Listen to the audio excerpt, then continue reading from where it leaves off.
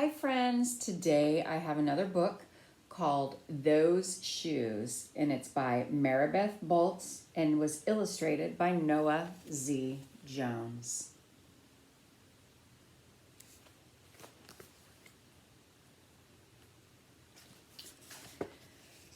I have dreams about those shoes, black high tops, 2 white stripes.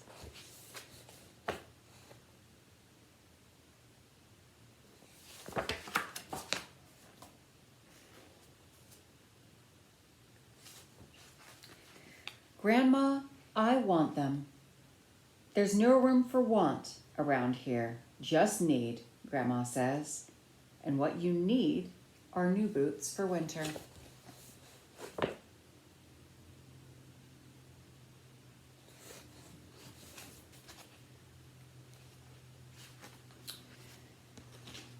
Brandon T comes to school in those shoes. He says he's the fastest runner now, not me. I was always the fastest before those shoes came along. Nate comes to school in those shoes. Antonio and I count how many times Nate goes to the bathroom. 7 times in one day, just so he can walk up and down the hall real slow. Next, Alan, Jacoby, and Terrence each get a pair.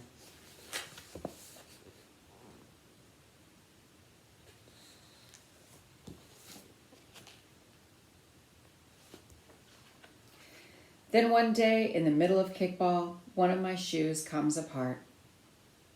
Looks like you could use a new pair, Jeremy, Mr. Alfrey, the guidance counselor, says.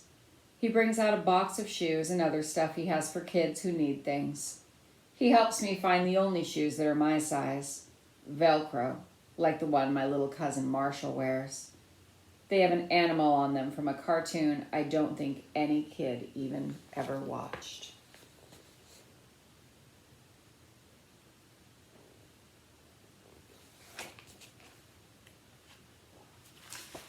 When I come back to the classroom, Alan Jacoby takes one look at my Mr. Alfrey shoes and laughs, and so do Terrence, Brandon T, and everyone else.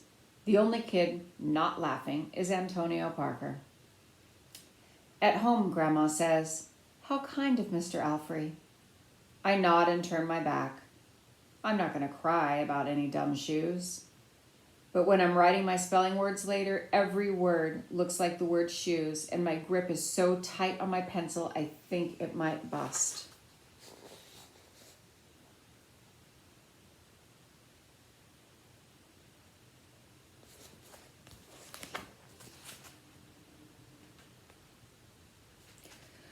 On Saturday, Grandma says, "Let's check out those shoes you're wanting so much.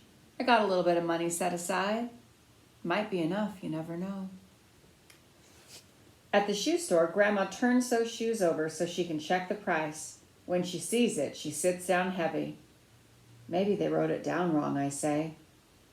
Grandma shakes her head.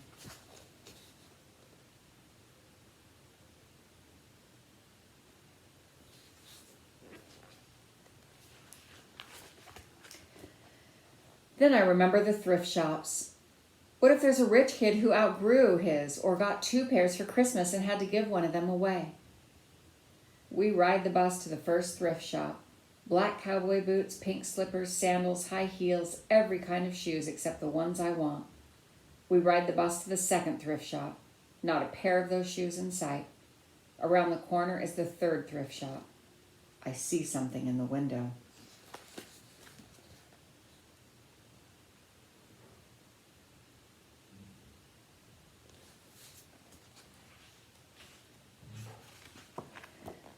Black shoes with 2 white stripes, high tops, perfect shape, $2.50. Those shoes. My heart is pounding hard as I take off my shoes and hitch up my baggy socks. "How exciting," Grandma says. "What size are they?" I shove my foot in the first shoe, curling my toes to get my heel in. I don't know, but I think they fit.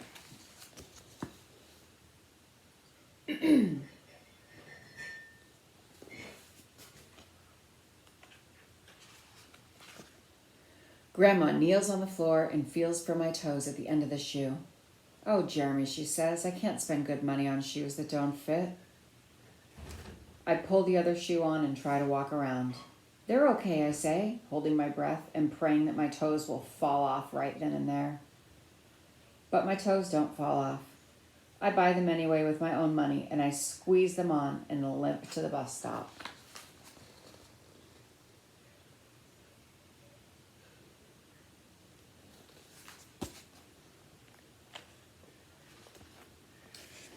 At home a few days later, Grandma puts a new pair of snow boots in my closet and doesn't say a word about my two big feet shuffling around in my two small shoes. Sometimes shoes stretch, I say. Grandma gives me a hug.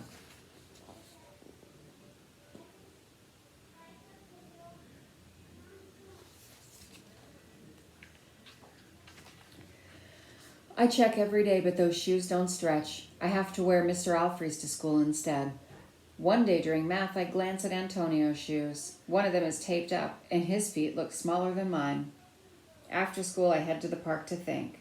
Antonio is there, the only kid who didn't laugh at my Mr. Alfrey shoes.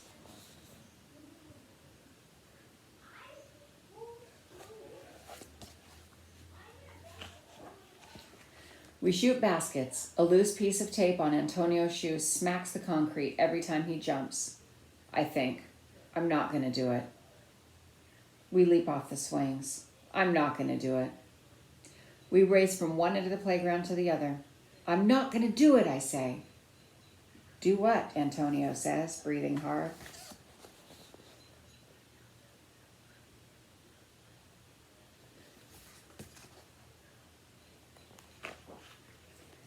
Grandma calls me for supper and invites Antonio over too. After supper, he spies my shoes. How come you don't wear them? Antonio asks. I shrug. My hands are sweaty. I can feel him wishing those shoes were his. That night, I am awake for a long time thinking about Antonio. When morning comes, I try my shoes on one last time.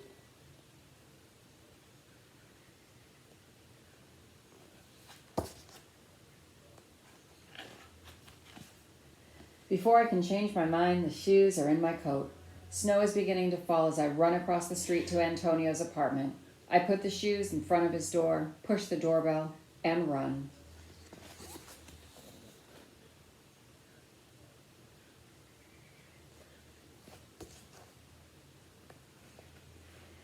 At school, Antonio is smiling big in his brand new shoes. I feel happy when I look at his face and mad when I look at my Mr. Alfrey shoes. But later, when it's time for recess, something happens. Everywhere there is snow. Leave your shoes in the hall and change into your boots, the teacher announces. Leave your shoes in the hall. It's then I remember what I have in my backpack. New boots. New black boots that no kid has ever worn before. Standing in line to go to recess, Antonio leans forward and says, "Thanks." I smile and give him a nudge.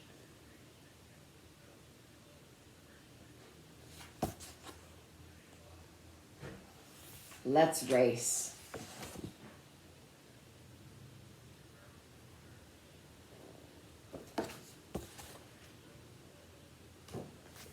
The end. I hope you liked that book.